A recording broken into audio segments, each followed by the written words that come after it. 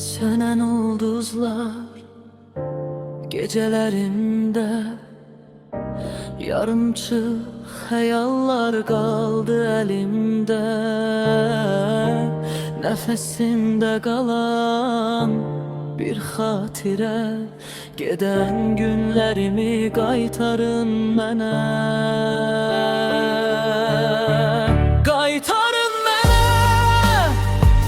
iten her anı, köhne kokuları, sessiz zamanları.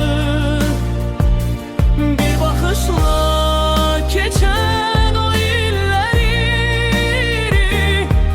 öten günlerimi qaytarın mənə.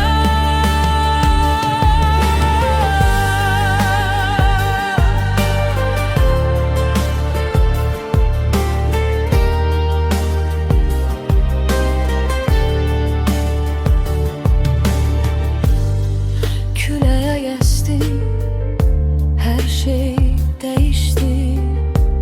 Hayatım sanki bir şekilmişti. Her renk soldu, her nağıl bitti. Dönen o yolları qaytarın mənə. Qaytarın mənə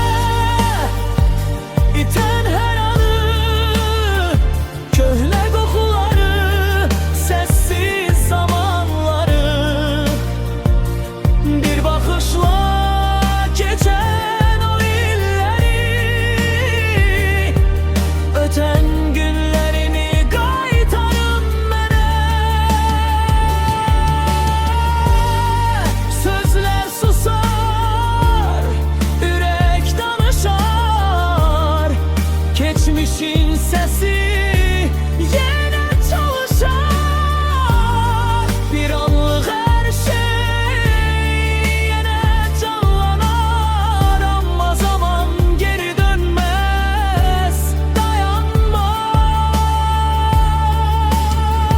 Qaytarın mənə iten her anı, köhne